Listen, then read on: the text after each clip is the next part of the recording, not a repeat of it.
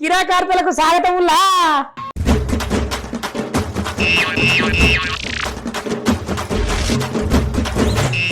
ముందుగానైతే అందరికి శనార్థులు చెప్పుకొని ఇదనులా ఎట్లున్నారు అందరూ.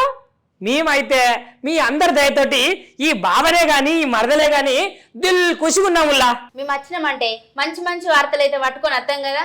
అయితే ఇవాళ పెద్ద పెద్ద వార్తలు ఏమైతున్నాయో చూసుకుందాం. ఓకేనా చూద్దాం మరి. బంగారం రేట్లు పిరం ఇక జయ్యకుల్లి తీరం. అసెంబ్లీలో అడుగు పెట్టిన గులాబీ సారు ఏందో ఇక కాంగ్రెస్ తీరు. నితిన్ అన్న సైన్మకి ప్రమోషన్లు షురూ చేసిన క్రికెటరు ఇక సినిమా హిట్టో ఫట్టో మరి. నీళ్ళక నచ్చిండు గోల్స్ అందుకొని పోయిండు. కల్తీ నూనెల దందాలు షురూ చేసిన కేటుగాలు పైకి పంపేదాకా ఆగయాట గీ దందాలు.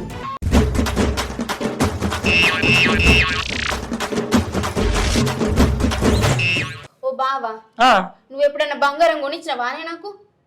అయినా ఇంత బంగారానికి మళ్ళీ బంగారం స్పెషల్ గా కొనిచ్చడం ఏమన్నా అవసరమా నీకు?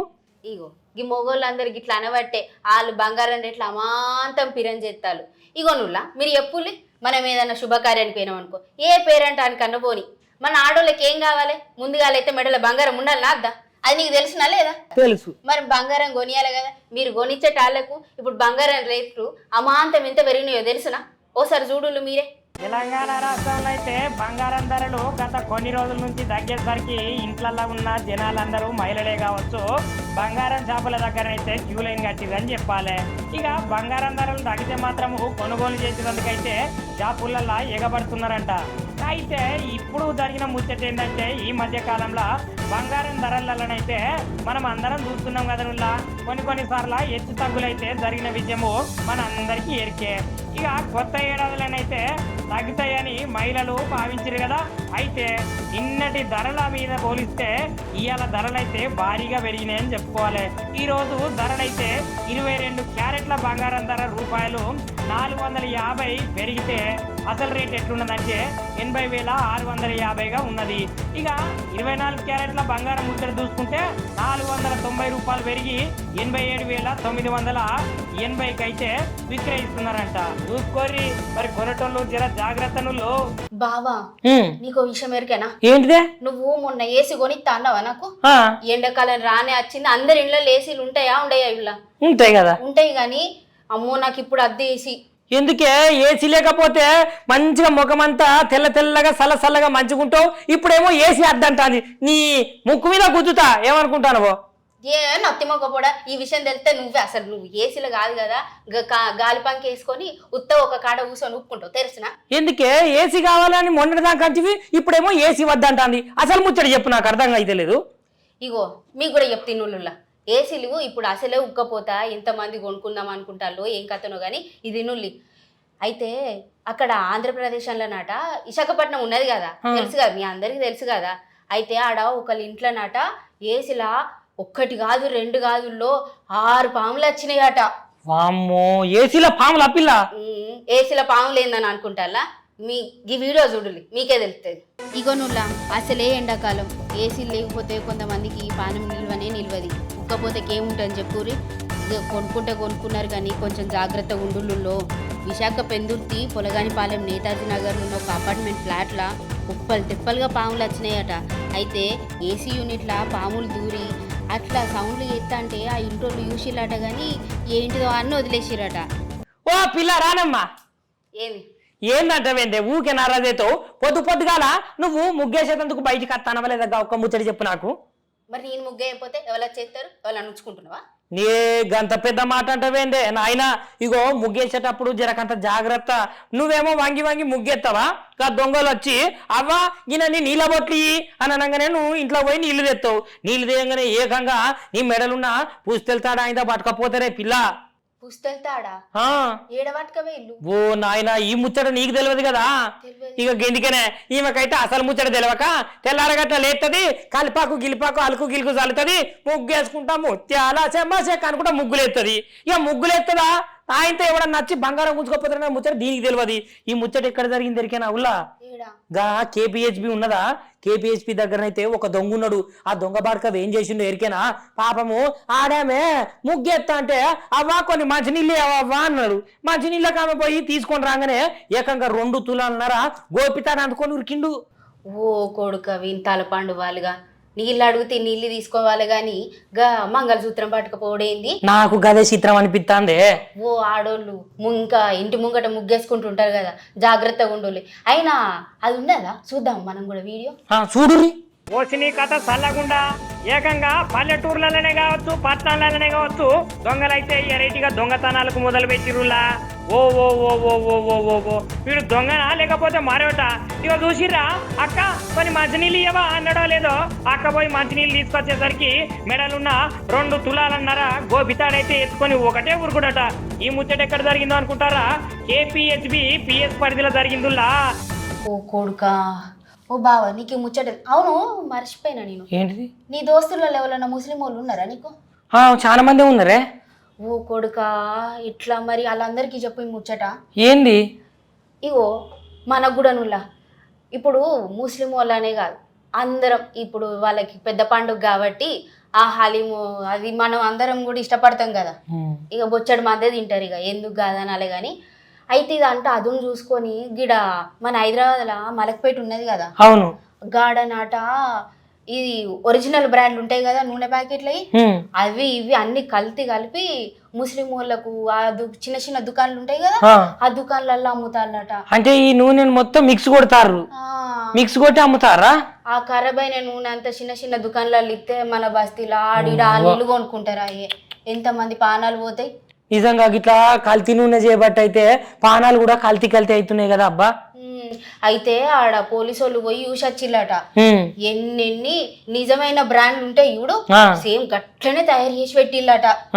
ఏం తక్కువ 20 లీటర్ల పై ఇన్నే ఉందట, పెద్ద పెద్ద డ్రమ్ములలో పోసిల్లట. కొడుక నిజంగా ఆయిల్ గిట్లా మనము వంటలకు వాడుకుంటే పిల్ల ఎంత రోగాలు వస్తాయి చెప్పుర్రి. ఇగో గీసొంటోళ్ళు ఏవట్టే మన పానాల మీదకి వస్తాయి. ఇప్పటికే ఈ కలియుగంలో అరిబోసలు పడతాను ఈడ పానాలు మంచిగా లేక అంటే గీసొంటి దిక్కుమాలోళ్ళు ఏవట్టి గీ కథలు మనకి. ముందుగా అయితే ఇట్లా చేసిన వాళ్ళను వీళ్ళని దొరకబట్టి వీళ్ళని పొట్టు కొట్టాలి పిల్ల. ఇగో అది ఏడేడ జరుగుతుందో అసలు అది అంత ఏందో మీరు కూడా చూడు. ఇగో నుల్లా హైదరాబాద్ మలక్పేట గంజి మార్కెట్లా ఈ ఒగ్గి గుట్టు రట్టయిందుల్లా పెద్ద పెద్ద కంపెనీల పేరుతోని మంచిగా అందంగా నూనెని ప్యాకింగ్లు చేసుకుంటా పెద్ద పెద్ద కంపెనీ స్టిక్కర్లు ఉంటాయి కదా, అవి అతకబెట్టి పెద్ద పెద్ద డిస్ట్రిబ్యూటర్లు ఉంటారు కదా వాళ్ళందరికీ పంపిస్తారు కదా.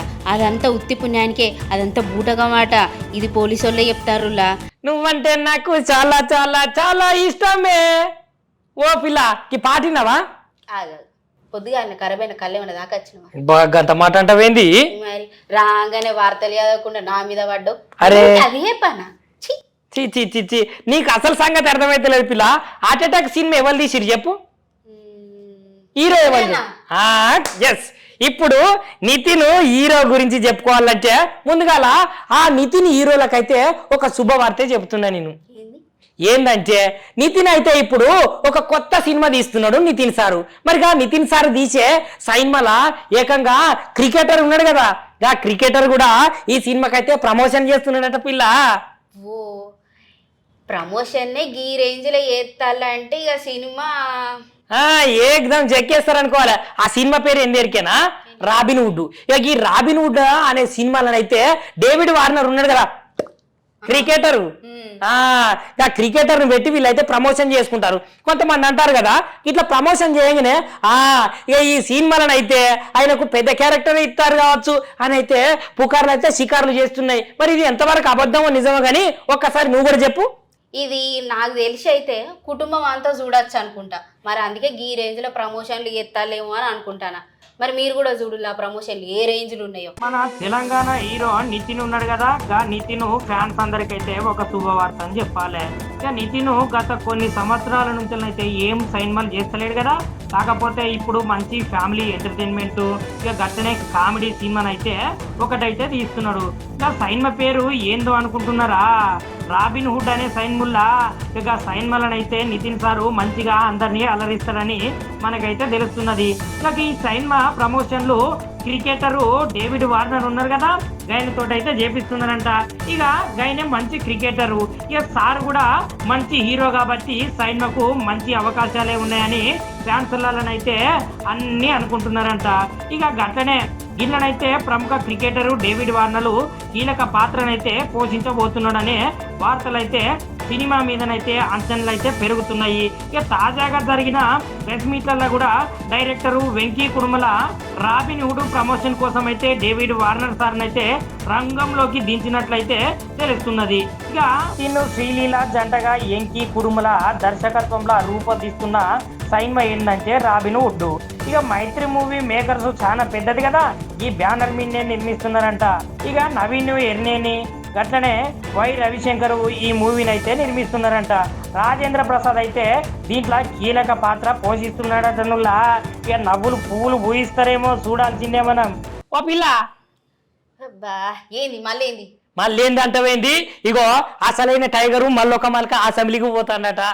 జూల నుండి వచ్చినాయా? జూల నుంచి కాదే, పిచ్చి మొఖం దానా ఈ ముచ్చటింటే ఏమని ఏమని అనుకుంటారు కానీ మన మాజీ ముఖ్యమంత్రి కేసీఆర్ సార్ ఉన్నాడు కదా, గా కేసీఆర్ సార్ అయితే బడ్జెట్ సమావేశాలు పెట్టిరు కదా నుల్లా. గా బడ్జెట్ సమావేశాలకైతే 1 గంట ముందుగానే పోయి వాళ్ళ కార్యకర్తలే కావచ్చు, వాళ్ళ ఎమ్మెల్యేలే కావచ్చు, ఎవరెవరైతే అసెంబ్లీలో ఉంటారో వాళ్ళందరికైతే దిశానిర్దేశం చేసిండట.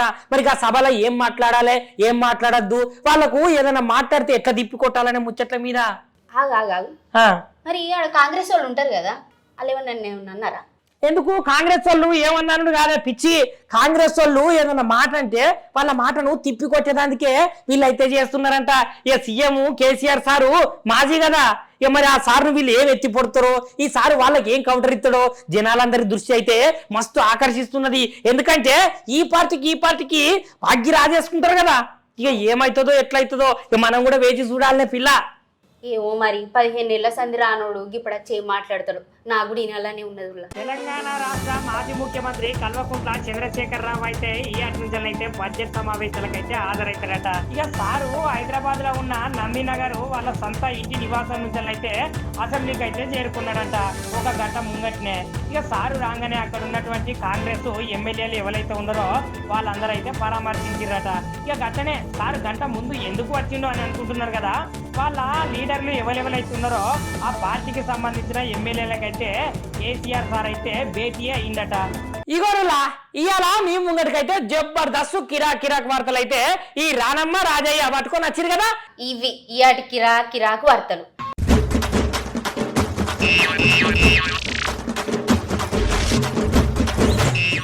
ఇగో రోజు మేము వచ్చినామంటే మంచి వార్తలు అయితే పట్టుకొని వస్తాం కదా, మళ్ళొక మల్క మళ్ళొక రత్తం అయితే అప్పటిదాకా ఉంటాం. మరి పైలం మళ్ళా షేర్ చేయుర్రి, లైక్ చేయుర్రి, సబ్స్క్రైబ్ చేయుర్రి, మర్చిపోకుండా గంట సింబల్ అయితే ఒత్తురులా.